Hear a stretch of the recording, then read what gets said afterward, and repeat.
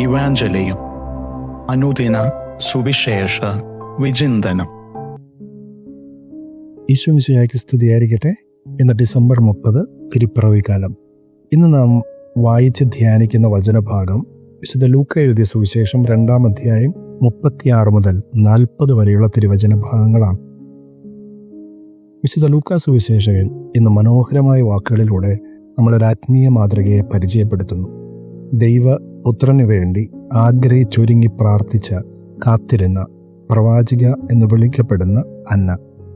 വചനത്തിൽ ഇപ്രകാരമാണ് നാം വായിക്കുക: ഫനുവേലിൻ്റെ മകളും ആഷേർ ഗോത്രത്തിൽ പെട്ടവളുമായ അവൾ വിധവയായിരുന്നു. 7 വർഷം മാത്രം ദൈർഘ്യം ഉള്ള ദാമ്പത്യം പിന്നീട് രാവും പകലും പ്രാർത്ഥനയോടും ഉപവാസത്തോടും കൂടെ ദേവാലയത്തിലും വ്യക്തിപരമായ ദൈവിക ബന്ധത്തിലും ജീവിച്ചിരുന്നവൾ. നമ്മുടെ ഓരോരുത്തരുടെയും ജീവിതത്തിൽ കൈപ്പേറിയ അനുഭവങ്ങൾ അനിവാര്യമായ യാഥാർത്ഥ്യങ്ങൾ തന്നെയാണ്. ജീവിതത്തിൻ്റെ വേദന നിറഞ്ഞ അനുഭവങ്ങളെ, കൈപ്പേറിയ യാഥാർത്ഥ്യങ്ങളെ മട്ടോളം കുടിക്കേണ്ടി വരുന്ന ഒരുപാട് അനുഭവങ്ങൾ വ്യക്തിപരമായിട്ട് നമുക്ക് പറയാനുണ്ടായിരിക്കും. 2 സാധ്യതകളാണ് നമ്മുടെ മുമ്പിലുള്ളത്. ഒന്ന്, ഈ സങ്കടങ്ങളും ദുഃഖങ്ങളും ആകുലതകളും വേദനകളും ഏകാന്തതയും നമ്മളെ കഠിന ഹൃദയരും നിരാശരും വിശ്വാസ പ്രതിസന്ധിയിൽ അകപ്പെട്ടു പോയവരും പ്രാർത്ഥിക്കാൻ മടുപ്പുള്ളവരുമാക്കി തീർക്കും. എന്നാൽ രണ്ടാമതൊരു സാധ്യതയും കൂടെയുണ്ട്. അത് നമ്മെ ദയയും നന്മയും സഹാനുഭൂതിയും കൊണ്ട് നിറയ്ക്കുകയും പ്രാർത്ഥനയിൽ ശക്തിപ്പെട്ട് വിശ്വാസത്തിൽ ബലം പ്രാപിച്ച് ദൈവ ആശ്രയത്വത്തിൽ വളരുവാൻ ഒരുക്കും. ഈ 2-ാം സാധ്യതയാണ് അന്ന സ്വന്തം ജീവിതത്തിലേക്ക് സ്വീകരിച്ചത്. പരാതിയും പരിഭവവും പറയുവാൻ ഒരുപാടുണ്ടായിരുന്നിട്ടും അവൾ അതെല്ലാം ഹൃദയത്തിൽ സ്വീകരിക്കാൻ തയ്യാറായി. പ്രത്യാശയുടെ അനുഭവം അവളെ ബലപ്പെടുത്തി. ദൈവാരാധനയിൽ നിരന്തരം ദേവാലയത്തിൽ അവൾ കഴിഞ്ഞുകൂടിയെന്നാണ് വചനത്തിൽ രേഖപ്പെടുത്തുക. അവളുടെ കാത്തിരിപ്പും പ്രാർത്ഥനയും ജീവിതത്തിലെ വലിയ ഒരു അനുഗ്രഹത്തിലേക്ക് അവളെ നയിച്ചു. ദൈവകുമാരനെ കരങ്ങളിൽ എടുക്കുവാനും അവനെ പ്രഘോഷിക്കാനും ലഭിച്ച മഹാഭാഗ്യം അന്നയ്ക്ക് സംലഭ്യമായി.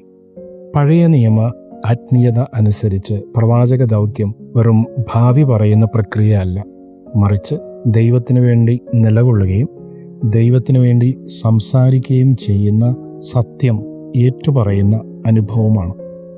അന്ന സ്വന്തം ജീവിതത്തിൽ ഈ അനുഭവത്തെ സ്വീകരിച്ചവളാണ്. പ്രിയപ്പെട്ടവർ, നമ്മുടെ വ്യക്തി ജീവിതത്തിലും ഇപ്രകാരം വേദനിപ്പിക്കുന്ന, അസ്വസ്ഥപ്പെടുത്തുന്ന ഒരുപാട് അനുഭവങ്ങളുണ്ട്. പ്രത്യാശ നമുക്ക് ബലമായി തീരും. അന്ന നമ്മുടെ മുമ്പിൽ തുറന്നു വയ്ക്കുന്നതും ഈ ഒരു യാഥാർത്ഥ്യമാണ്. ജീവിതത്തിൻ്റെ കൈപ്പേറിയ അനുഭവങ്ങളിൽ പ്രത്യാശ നമ്മളെ ബലപ്പെടുത്തും. ഇപ്രകാരം വായിക്കാനിടയായിട്ടുണ്ട്: ഭക്ഷണമില്ലാതെ ദിവസങ്ങളോളം നമുക്ക് കഴിയാം, വെള്ളമില്ലാതെയും ദിവസങ്ങളോളം നമുക്ക് കഴിയാം. പക്ഷെ പ്രത്യാശയില്ലാതെ ഒരു നിമിഷം പോലും നമുക്ക് കഴിയാൻ സാധിക്കുകയില്ല. പ്രത്യാശയാണ് ജീവിതത്തിൻ്റെ ശക്തിയും ജീവിതത്തിൻ്റെ കരുത്തും.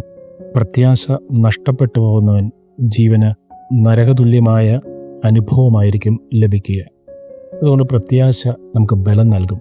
അന്ന നമ്മുടെ മുമ്പിൽ തുറന്നു വയ്ക്കുന്നതും പ്രത്യാശയോടുകൂടെ ജീവിതത്തെ സ്വീകരിക്കാനായിട്ടാണ്. യെശയ്യാ പ്രവചനം അതിന് 40-ാം അധ്യായം 31-ാം തിരുവചനം: എന്നാൽ ദൈവത്തിൽ ആശ്രയിക്കുന്നവർ, പ്രത്യാശിക്കുന്നവർ വീണ്ടും ശക്തി പ്രാപിക്കും. അവർ കഴുകന്മാരെ പോലെ ചിറകടിച്ചുയരും. അവർ ഓടിയാലും ക്ഷീണിക്കുകയില്ല, നടന്നാലും തളരുകയില്ല. പ്രത്യാശയോടുകൂടെ ജീവിതത്തെ നമുക്ക് സ്വീകരിക്കാം. പ്രത്യാശയുടെ അഭിഷേകം നമുക്കുണ്ടാകട്ടെ. ദൈവാനുഗ്രഹത്തിൻ്റെ ഒരു നിമിഷം നമുക്ക് നമ്മുടെ ജീവിതത്തിലേക്ക് സ്വീകരിക്കാം. ആമേൻ.